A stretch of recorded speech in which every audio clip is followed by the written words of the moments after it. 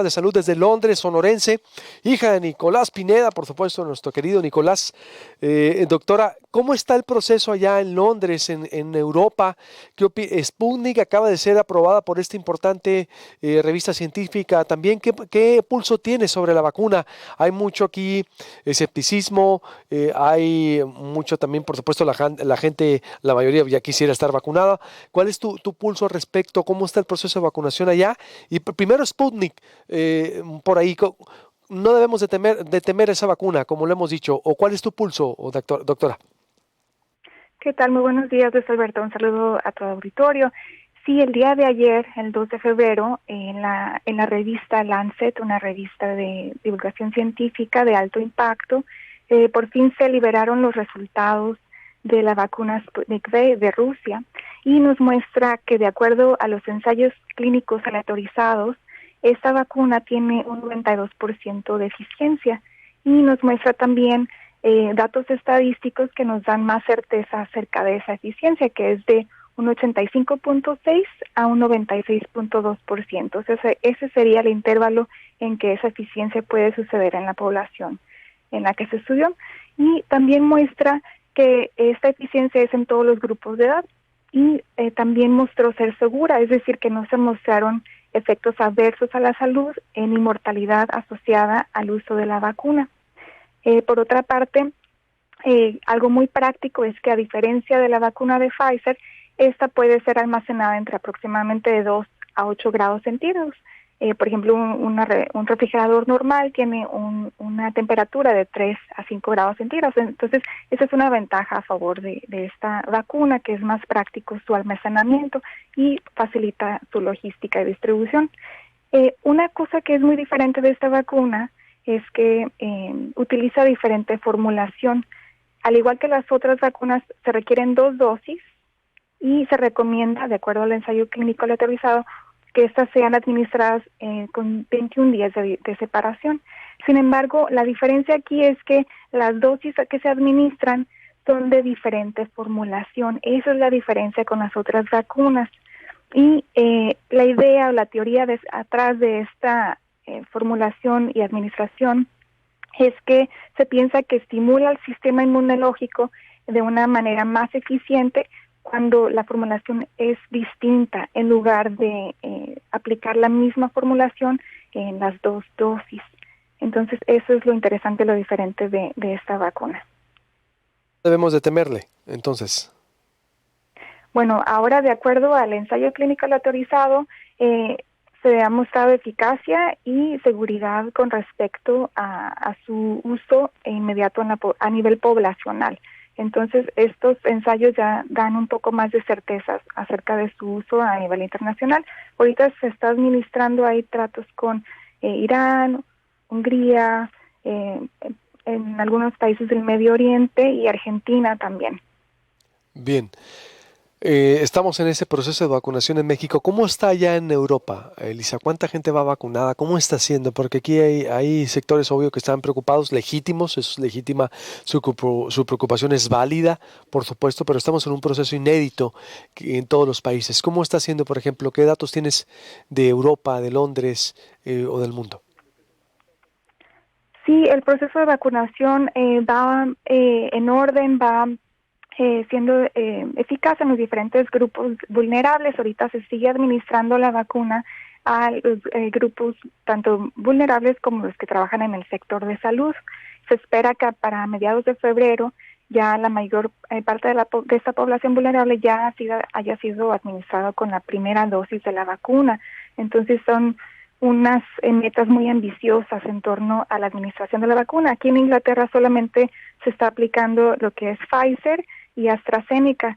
Sin embargo, la discusión que ha habido con la Unión Europea acerca de la importación de estas vacunas ha causado un poco de lentitud y burocracia.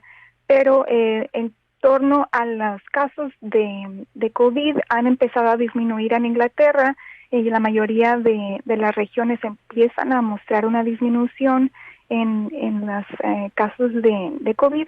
Sin embargo, la mortalidad sigue siendo bastante alta. El día de ayer hubo otros 1,000 muertos.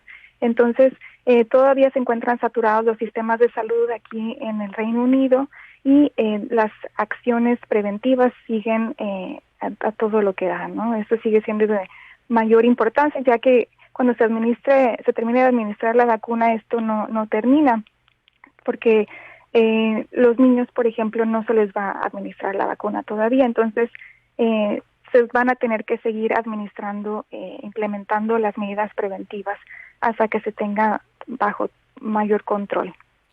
¿Cuánta población ha sido vacunada en el Reino Unido, en Europa o en Londres? ¿Tienes cifras aproximadas?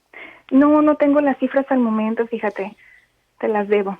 Pero ¿has escuchado algún tipo de proceso accidentado o lentitud allá en Inglaterra, por ejemplo? Este, ahorita va bien el proceso hasta el momento. Sí, es un proceso delicado. Por ejemplo, lo que está sucediendo mucho es que con la vacuna de Pfizer hay vacunas que no se pueden administrar en el día en el que fueron asignadas. Entonces, está resultando que personas que no son del grupo vulnerable asignado pueden adquirir la vacuna al quedarse haciendo fila, por ejemplo, fuera del establecimiento médico. Esto es porque la vacuna de Pfizer tiene unas características y necesidades muy específicas de temperatura, ¿no? Entonces, si no se administran durante el tiempo que deben de ser administradas, esas vacunas se deben desechar. Entonces, para evitar ese desperdicio, hay grupos de la población jóvenes que no están dentro del grupo prioritario todavía, que están siendo beneficiados de las primeras dosis gracias a que se está tratando de agilizar ese proceso para que no haya desperdicio de las vacunas, específicamente tipo Pfizer, por sus características de temperatura. ¿Cómo se ve desde allá Sonora y México lo que está ocurriendo aquí en el proceso de vacunación? ¿Qué información te ha llegado? Bueno, yo creo que la gran preocupación en México es la alta mortalidad y la gran afectación de las redes sociales, también como hay mucha comunicación equivocada por las redes sociales. También, obviamente, la alta prevalencia de obesidad y de enfermedades no transmitibles como diabetes. Estas aumentan el riesgo de mortalidad o de padecer mayores afectaciones por COVID-19. Entonces, en México sigue siendo muy importante la prevención de enfermedades no comunicables, la prevención de la obesidad, de la diabetes, por medio de una alimentación saludable. Y el ambiente alimentario en México es sumamente obesogénico. México es uno de los primeros países en consumo de refrescos. Entonces, estos son partes de los factores causantes de la alta mortalidad en México por COVID-19. Bien, te agradezco mucho, Elisa, como siempre, te pido estar en contacto. Muchas gracias y buenos días. Gracias, buen día. Elisa Pineda desde Londres, corte y vuelvo con más información. La inauguración de la estatua en Villa de Ceris. Ayer, ¿se acuerda usted la del centro que causó mucha polémica? Ayer estuvo la alcaldesa ahí en Villa de Ceris, que vamos a analizar esta situación. ¿Qué dice la gente? Interesante lo que está diciendo de las vacunas. Después la CEMIC y el pulso de la construcción en este año. También voy a hablar con Ernesto de Lucas a las 8 al tú por tú. Bulmaro Pacheco y Jesús Acuña. El proceso de la alcaldía de Hermosillo, la renovación que está con todo. La alcaldesa de Hermosillo ya se registró de manera virtual desde su casa con sus hijos en su casa como precandidata a la alcaldía, y estará Ernesto de Lucas aquí en el estudio. ¿Va a buscar la alcaldía de Hermosillo Ernesto de Lucas? No está definido la alianza, ojo, no está definido nadie y es muy probable que haya incluso varios candidatos. Se pone interesante, ya volvemos.